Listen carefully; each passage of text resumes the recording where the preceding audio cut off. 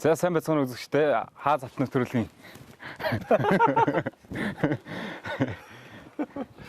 За сайн байцгаана үзэгчдээ хаа завтны төрөлгийн шинэ дугаар эхэлж байна. Тэгээд энэ удаагийн дугаараар бид өхөн Обо ахын бас Монголдо тоногдсон нэгэн машиныг танилцуулахаар бид бэлэн болоод байна.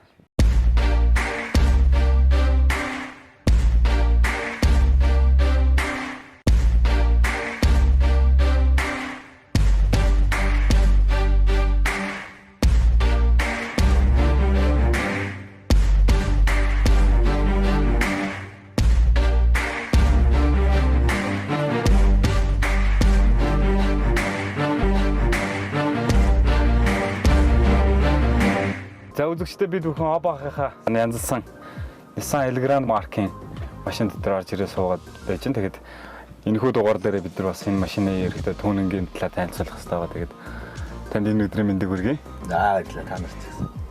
Обо ах ерөөдөө энэ машиныг бас та одоо яг анх яаж янзлав? Ерөөдөө энэ ямархуу машин байв яг тэр талаас ерөөдөө яриагаа эхлэв. За энэ машин болохоор одоо вагон стил гэдэг. Тийм стилийн машинд ордог. Клубийнхаа хэмжээнд одоо хүнд харуулах маягаар бүх төрлийн стилийн машинуудыг янзлаа гэсэн зорилго тийм. Гол зорилго нь Оросд тэмцээнд орохоор Оросд чинь нэг юм гэр бүлийн тэгээд нэг юм бас нэг жоохон ингинээс нэг арай гоё стилтэй ийм машинд илүү нөгөө нэг эмоцтой ханддаг байхгүй. Тийм болохоор энэ машиныг ингээд янзлж зарлаа. Энэ машин маань олонгод өөрөө хэдэн оны ирэхэд ямар машин бэ? Nissan Elgrand гэдэг E51 загвар 2002 оны машин. 2WD гэдэг ховор маштай.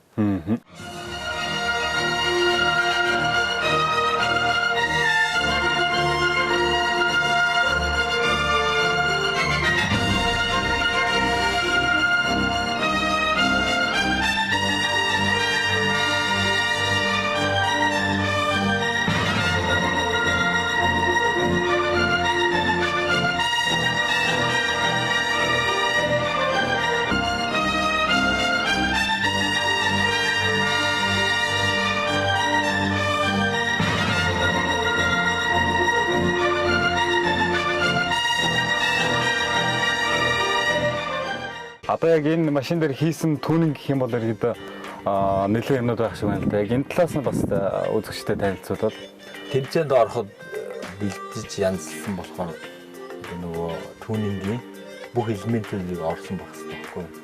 Одоо гадар экстерьерийн бүх шинжилгүүд, интерьер салууны бүх шинжилгүүд, тэгээд аудио систем, гэрэлтүүлэг, тэгээд нөгөө хөл гар явах хэдэнгүүд тэгээд моторч. Тэгээд бүх юмнууд нь орж хийгдсэн. Тийм л машин байгаа юм. Тийм нэг үндсэн суурийн бол нэлээ 4 жилийн өмнө хэлжсэн. Тэгээд яг нэг Оросд тэмцээнд явах нэг 2-3-7 оны өмнөөс бүх юм шав шалтан задлж байгаа. Тэгээд гадна тал нь болохоор үндсэндээ нэг тийм доогуур саарлах үрээтэй дээгүүрээ хар. Тэгээ яг стокоор тийм биш. Харьцаар энэ салааныг бол бүгднийг бүрсэн биз дээ. Тэгэхээр одоо яг энэ бүгднийг бүрхэд ер нь ажиллагаа хэрвээ ер нь энэ вагон стилийн ийм машинууд болохоор нөгөө бусад машиныг бодоход дотор нөгөө энэ одоо нөгөө салууных нь задрага ч юм уу те салууных нь байдал нөгөө 5 дахыг хангасан машин байдаг учраас айгүй төвхтэй бүр хэдэн зуун деталь болж салдаг. Тэгээд тэр болгоны шин нэг үрчлэг хийгээд буцаагаад офсраа ажлын үйлдэл хамгийн хэцүү. ажил бүр ихтэй байсан. Ажиллагаа ихтэй. Одоо шилэл энд ингээд зурагт байрлуулсан дээрээс нь ингээд саундын хэрэгтэй бүх юмнууд нь байна. Энэ одоо хэдийн инжин зурагч вэ? Ер нь бол яг зүгээр нэг бас нэг 5 тухтайх ингээд үзье гэсэн юм үзээд ч юм уу те. Хойно өөрөө суугаа явсан ч өөр хүн суугаа явсан ч нэг гоё. Мөс нөгөө жижиг юм харахаар нэг оошохгүй мөтлөө том юм тавьсан баг. Машин дотор ингээл ингэх жишээ байхгүй. Тэгж зориуд нэг жоохон том байх хэрэгтэй. Энд суугаад явж байгаа хүмүүс одоо уртлын зам харагтаа байсан шүү дээ. Тийм болохоор нөгөө жоохон ирис ийм айж явдаг байхгүй. урд юу болж байгаа гэдэг. Ноосгоо гараад ирсэн юм очоо мөрөгчлүүгээд нэг юм тийм жоо айдас явдаг байхгүй. Тэгээ тэр айдсыг бас байхгүй болохын тулд урталт нөө DVR тавиад хоошоогоо пак гэдэг энэ дэлгэцэн дээр урд замаа хөшдөг байхгүй. Зүг. Тэгэхээр энэ хойно сууж байгаа хүн урд замаа хараад яг л нөгөө урд өөрөө ингээд тийм байхгүй явж байгаа юм шиг ингээ энэ дээр чи ингээ бүх юм нь харагдаад явна гэсэн.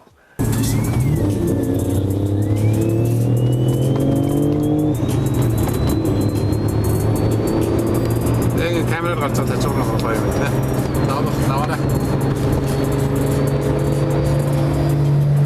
Яа. Уртаас кино тавиад ихэд энд үзэх боломжтой. Эсвэл урдлын хүн хөгжим сонсоо явж хад энд одоо чихвж ичээд киногоо үзээд тусдаа өөрөө киногоо үзээд эсвэл тоглоод байв. Тэгэхээр тэр бүх систем нь машиныхаа нэг аудио системтэй холбоотой учраас одоо нөгөө стерео кинотеатр гэдэг театрууд гэдэг чинь яг тийм орчинтай адилхан дууралтай байхгүй. Тэгэхээр бүх юм тэгж дуурна гэсэн үг. Бараг л одоо нөгөө кино театрт байгаа шиг кино үзээд ерөнхийдөө тэр юу дууралтын мэдрээд ерөнхийдөө өөрөө жижиг машин боломжтой тийм юм биш үү тийм. Тиймэрхүү үйлчлэлтэй шийдлүүд. Тэгээ яг наа хойдлогоо хүмүүсийг бас өөрөө шууд эргээд харж чадахгүй учраас энэ дотор байгаа хүн дотор нь муухай оргоо бөөлчихөж байгаа ч юм уу тий. Эсвэл ингээд биений нүрд янз бүр болох чинь тэрийг уртлын жолооч хажуугийн хоёр мэдэхгүй шүү дээ. Тийм учраас нэг канал гараад нэг уртлынхаа жижиг дэлгэцэн дээр хардлага хүмүүс байдгийг бас ингэ хянах боломжтой.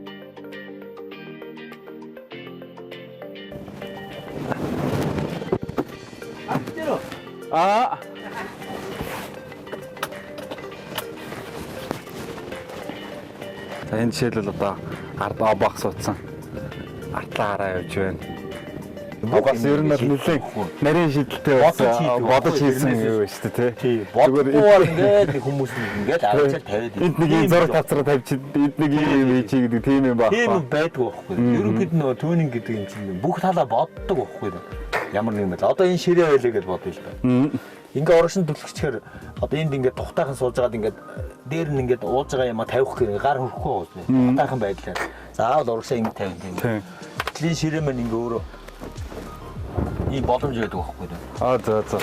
Одоо чи энэ дээр ингээ налд сууж байгаа юм а тавих ямар ч асуудал байхгүй. Тэгээд ингээ тулгцсан тохиолдолд одоо энэний хаалга гацаад чи би одоо ийшээ гарах тохиолдол гарч болно шүү дээ. Тийм.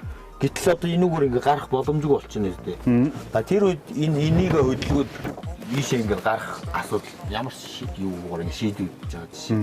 Иймэрхүү юмнуудыг бүгдийг сайн бодож хийдэг байна. Тэгээд зүгээр нэг ширээ авсраа тавьчихдаг тий. Эсвэл нэг телевизээр авсраа тавьчихдаг. Одоо нөгөө нэг юун дээр бид нар одоо технологид үздэг гэсэн Pimp My Ride гэдэг нөгөө нэг XCBT хийдэг гэсэн. Яг тэр шиг л одоо яг нэвтрүүлгийг үзэж байгаа шиг яг ингээ машин дээр ороод ир суухад хэрэгтэй мэдрэмж төрж ийн л та. Тэгээд дээрээс нь энэ машин маань бас нэг Оросд олон улсын тэмцээнд нэг түүнгийн тэмцээнд яваад бас нэлээд олон шагналууд байр эзэлж байсан гэсэн. Тэр талаасаа бас хүмүүс сонирхолооч. Бид нар 14 15 он юм бэ.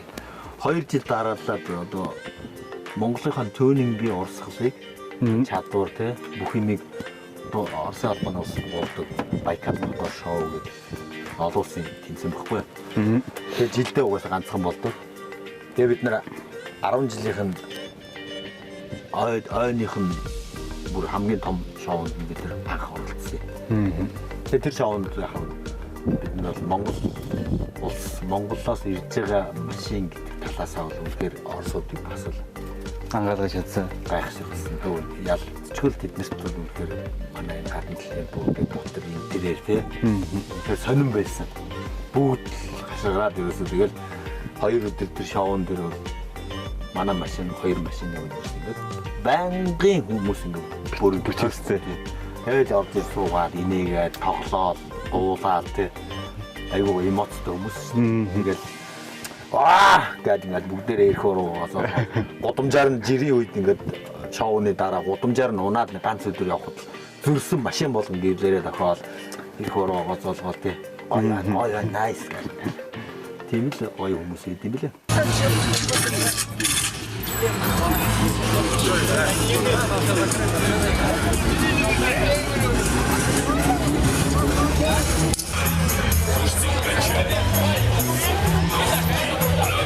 Не забывай.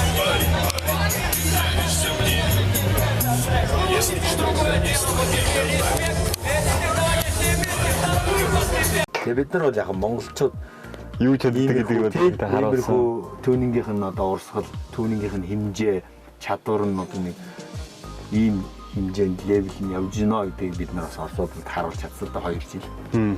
Энэ бол одоо яг 14 оных нь бид нар чинь нөгөө нэг хэр хамгийн их олон машин оролцох төрлүүдийн сонгож оролцдог байхгүй яг өөрсдөө нэг чадварыг жоохон одоо бусдад харуулах юм уу монголчууд ийм шүү бид нар энэ хэмжээнд хийдэг шүү гэдгийг харуулахын тулд бүр зориуд одоо 2-3 машин ордог төрөлд нь биш бүр 50-аас одоо 80 машин ордог төрөл дээр гэж юм.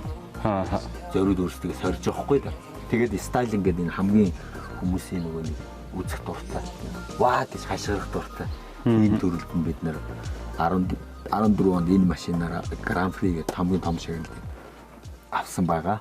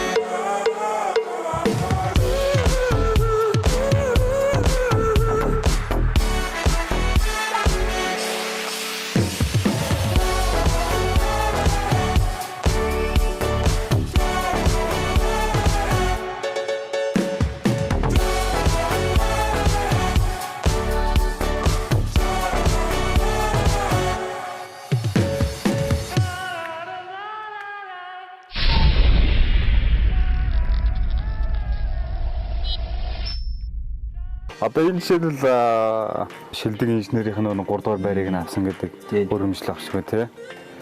Яг бид нар нөгөө одоо зүгээр юу гэдэг нэ машин хийж байгаа хүн болгоныг бас инженер гэж хэлгээд хэцүү тийм үү? Тийм. Тэгээд Монголдоо нэг би инженер гэж ярих нэг өөр. Одоо олон улсын хэмжээний юмн дээр инженер гэсэн имижийг өөртөө авна гэдэг бас нэг өөр ихгүй. Тэр бол бүр илүү гоё тий. Яг би бүр амар өөрийн инженер 100% гэж хэлэхгүй ч гэсэндээ олон улсын юм дээр Монгол инженер гэдэг бүр цоллоо. Тэрнээс обо гэхгүй шүү дээ. Тийм шүү дээ. Дандаа л Монгол гэсээр байгаа хамгийн сүүлд нэг обо customs гэсэн хэлийг хэлж байгаа юм. Тийм л байхгүй. Тэгэхээр Монгол гэсэн юм бол бид нэр авч явахын төлөө зүтгэхэд бүх юм ингээд өөрсдөө хуваасаа тийм сэтгэлээрээ л ахгүй да. Хуваасаа ингээд бүх юм хийгээл тэгээд бүх юм хуваасаа гаргаад ингээд явчихвал Эх орныхоо нэрийг бас одоо за яг дэлхийн тавцандаг биш ч гэсэн бас нэг олон улсын хэмжээнд бас ингээ гаргаад иймэрхүү бас мундаг шагналуудыг аавна гэдэг бол үнэхээр бас том чадвар л да. Одоо энэ бас яг юуныхан шагнал байна вэ? Наадах чинь болохоор ийм байхгүй юу? Одоо зрительский симпати гэдэг нөгөө нэг одоо үзэгчдийн саналаар одоо шалгаруулдаг хамгийн сонирхолтой бүр гоё нэр хүндтэй шагнал нөхгүй юу? Тэгэхээр бид нар энэ дээр бол яалтчгүй зүгээр одоо хэцүү юм бэлээ нөгөө нэг шүүлт хүмүүстнээс угаасаа хэцүү юм. Энэ дээр бол бид нэр 2 жил хоёулын дээр угаасаа төрүүлэх болцсон асар өндөр байсан. Одоо урдталт нөгөө нэг хайрцаг тавиал пледээ нөгөө түрүү сургуулаад пледийн тоолдог байхгүй. Тэгэхээр бид нэр эхний жилд манай машин элегрант дээр 3 хайрцаг дүүрсэн зав. Нөгөө машинууд бүгдээ л ганц хайрцагтай байхад манайх 3 дүүрсэн. Дараа жил нь бас дахиад 2 хайрцаг дүүрсэн. Тэгээд нөгөө тоолго энэ тэр юм дээр бас худлаа тав. Бас нөгөө нэг юуныхаа тэгээд бид нар 2 дараалаад 2 дугаар байранд орчих жоохгүй юу. Тэгээд миний бас нэг гоё зорилго нь болохоор тэнд байсан бүх зэрэглийн хүмүүс нь зэрэглүүд үзэж байгаа хүмүүс нь бүгдээр хашгираад ингээд бүгд за танах төрүүлнэ приз симпати танах шүү гэдэг ингээд бүгд нөгөө юм хийдэг байхгүй юу. Тэгээд тэрэн дээр тэгээд жоохон байдаг юм. Одоо энэ хизээнийхэн тэмцээний юу 2015 оных нь бас юу ах шиг байна тий. Тэгээ энэ эдгээр нь болохоор энэ 15 онд энэ машин 3-т орсон байхгүй юу. Уул нь нөгөө Гран При-г аваад хүмүүсийг гинт содын патис нэг гоё болгоод тэр үед нь авчихсан. Тэгээ Москвагаас ирсэн нэг машин нэг оноогоор 2-т орсон байхгүй юу. Зөв. Тий бүр айгүй гоё фунтоо гэдэг Пиати нэг машиныг бүр ингээд сансрын өлгөш амар гоё болгосон. тэр машин ганцхан оногоор манай машин ядагдсан байхгүй. Тэгээ тэр эсрэгээрээ зэрэг симпатийн гран-приг авсан байхгүй. Бид нар эннийх нь зэрэглийнх нь хоёрыг авсан байхгүй. Тэгээ бид нар энэ зэрэглийнх нь 2 жил 2 тур байна орсолтой. Мы продолжаем видеоотчет с автомобильного фестиваля «Байкал Мотор-шоу-2015». И в этом сюжете покажем автомобильные проекты в номинации «Стайлинг». И начнем с участника из Монголии и с его потрясающего минивэна. Не ехать в Монголию, в Улан-Батор. Все сделает сам в своем гараже. Машина это экстерьер, 3D краска.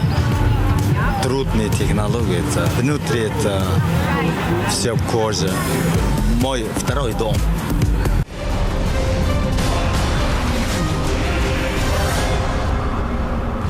За үзэгчдээ хааз автонэвтрүүлэг маань үргэлжлэж байна. Тэгээд одоо яг Абахахаа энэ Элграндын гадна талыг бид нэр тайлцуулахаар гарч ирээд байна. Тэгээд энэ дээр одоо яг энэ тавгар бодрын дээр та бас яг аюу гоё нарийн тайлбарлаад өгөөч. Ерөнхийд нь бол энэ гадна талын будгийг бүгдийг 3D технологи гэж байгаа юм. Доод талынх нь болохоор одоо нөгөө бас нэг фактуртай наанцаа нэг овгор тавгар барихаар ингээ аяг нэг ийм будаг байгаа. Тэгээ будаг нь болохоор дандаа камди будаг туснаа. Энэ дээдлийн хэсэг нь болохоор зурж хийдэг. Өмнө цаана нэг наанцаа хөдлөд байгаа юм шиг. Тийм нөө тэрэг шиг тий. Тэр нөө хөдлөд. За тэгээд урдлын хэсгээр энэ жижиг лед гэрлүүд бас хийгдсэн байгаа. Энэ обууд нь болохоор нөгөө 20 инчи. Дольсигээд обууд 8.5 инчтэй. Тэгээ өөрсдөө бид нар нөгөө өнгийн машинтайгаа уйлдуулж ирэх л тэгээ хар тэгээд олборшаа нэг тэгээд нөгөө жижиг одоо монголоор нөгөө даймонд гэдэг чинь тийм жижиг шигтгэхэнүүд зүгээр ориг биш л тийм шигтгэхэнүүд суулгаад ингээд ерөнхийд нэг гэрлэнд юм уу наранд ингээд зөвхөн таархаа юм гоё аа. За тэгээд доогуур нөгөө бодигээд юм давхар хормонууд бүгдийг хийж шийдэх байна. Дадлын хэсгээр болохоор спойлер яг хурдтай явж байгаа үед нөө хойд бүх шидэхгүй айгуу гоё дарж өгдөг. Тэр нь болохоор 120 мм-ээс дээшээ гараад ирэхэд айн нэг хийдэг. За тэгээд 6 гаралтай яндам таны янда болж харж авсан юм. Одоо энэ шийдэл аудио нь харагдчих байна л вүүпэн тий. Гэрэлтүүлээд аудио систем. Энэ одоо хэдэн ваттын чадaltaй юм вүүпэр вэ? Дундчаар нэг 1500 гэж байна. Машины ч юм болохоор бүгд 4 овт. Овны хэрэг явахарч албатууд одоо цуваа зэрэгцээгээд янз бүр өгдөг шүү дээ. Тэрүүгээр нь одоо зөв холбож 8 үеийн нэг юм дээрээс авахтаа тэр омоор нь зохицуулж холболтоо зөв хийж байгаа. Тэгээд нэг амар чангатаа олон биш. Айгуу сонсголонтой. Тэгээд наацаа өнгөнүүд нь одоо ерөнхийдөө 5.1 чанал дээр хийж байгаа байхгүй. Энэ болохоор хүний яриангууд ганцхан урдлынхаа нэг центр спикер ганцхан хүнийх нь яриа гардаг. Тэгээд наацаа нөгөө халбагнаа жангад нэг дөрөв тийм жижиг шүүгчүүд дээр гардаг. Тэгээд бүгднгийн тэгээд юу нэ JBL-ийн тий бүгдийн JBL саунд систем суулгасан юм шүү дээ.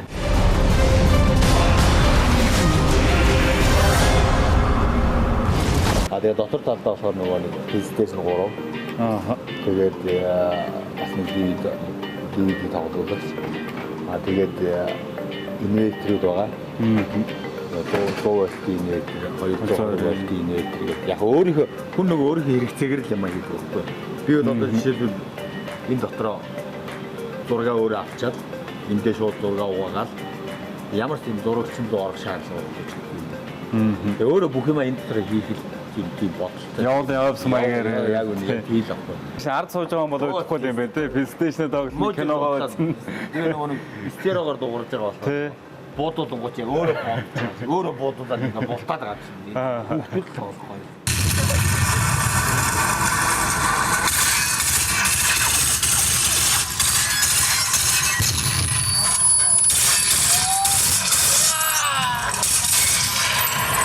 Тэр урд талд нь болохоор нөгөө хараа ирцэг гэдэг хэлсэн.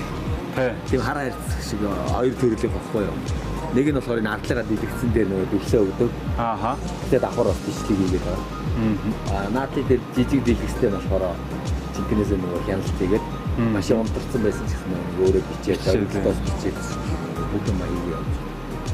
Энэ уртлал иргэдэг бас нэлээд олон дэлгэц мэлгэц юм. Хянах мэнх бол бас нэлээд өрмөц юм биш үү? Заар хийсэн. Тэгээд энэ хянахны хэлбэр нь цаанаас авдаг тэгээд өнгийг өөрчлөөд тэгээд янзлцсан байгаа.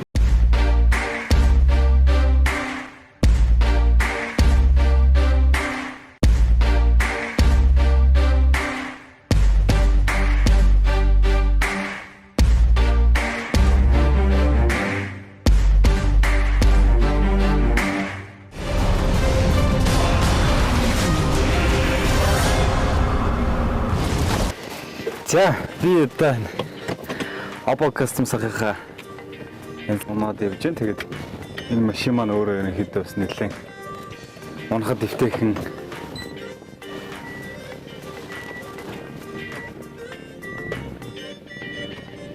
тэгээд өөрөөр ерөнхийдөө бүгднгийн талдлаа хардаг контролтой.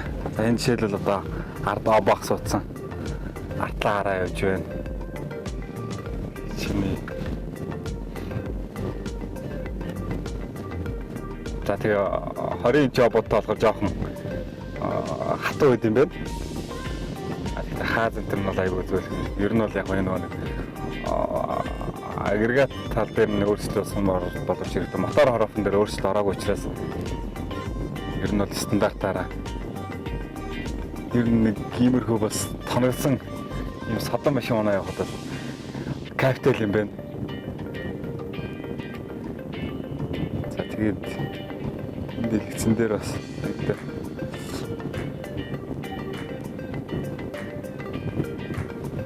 хөгжмөнийх нь чадлыг нь хамтдаа үзье.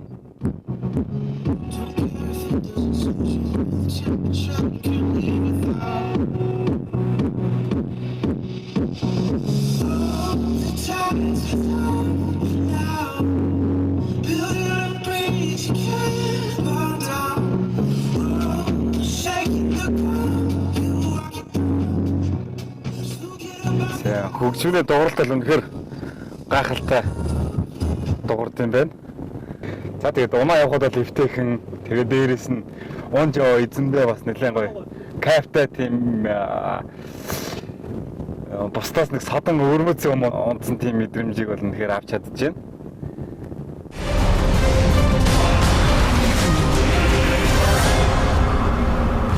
Тэгээд хаас автомат төрөлөөр бид өхөн Oppo Customs клубын танигдсан Nissan Elgrand машиныг танилцууллаа. Тэгээд Oppo бас ерөөхдөө машин техникэд тоноглохоор бас зөргөж байгаа, ерөөхдөө бодож байгаа хүмүүст хандаад нэг та зөвлөгөө өгөөч. Энэ тал дээр ерөөхдөө яаж тоноглох хэвээр, ерөөхдөө машин дээрээ бас яаж хэлж хэрэглэх хэвээр тэдгээрийн та зөвлөгөөг бас манай үзэгчдэд зориулж өгөөч.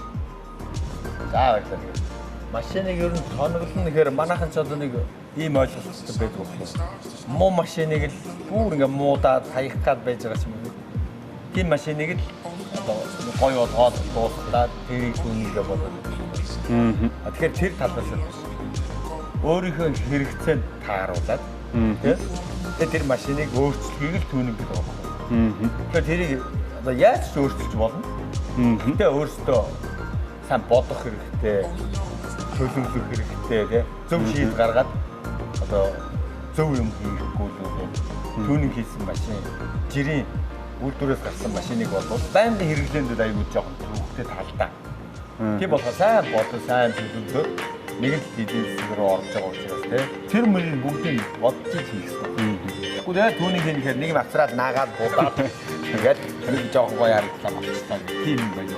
За тэгээд энэ чиглэлээр бас машина түүнийж кастом хийгч залуучууд маань бас Oppo-ыг зорих бүрэн боломжтой байгаа. Тэгээд Oppo маань өрөөдөрсөн хүн болгоныг бас та бүхний сэтгэл ханамжтайгаар үзэж өгнө гэдэгт итгэлтэй байна. Тэгээд энэ удаагийн дугаарт маань Oppo-ын кастом хийсэн Nissan Elgrand машин маркийн машиныг бид өхөн танилцууллаа. Тэгээд энэ нэвтрүүлэгт оролцсон танд бас баярлалаа. Цаг зав гаргаж. За та бүхэн бас амжилттай намайг урьж орсон баярлалаа. Хүний хүнээр нэг хүн нэмж авах. За баярлалаа. За тэгээд энэ удаагийн дугаар маань хааз авах нэвтрүүлэг энэ удаагийн дугаар маань өндөрлөж байна. Тэгээд дараагийн дугааруудаар та бүхэнд бас гайхалтай ховор содон машинуудыг танилцуулах болно. Бидний дугаараа. Тэгэл дээ.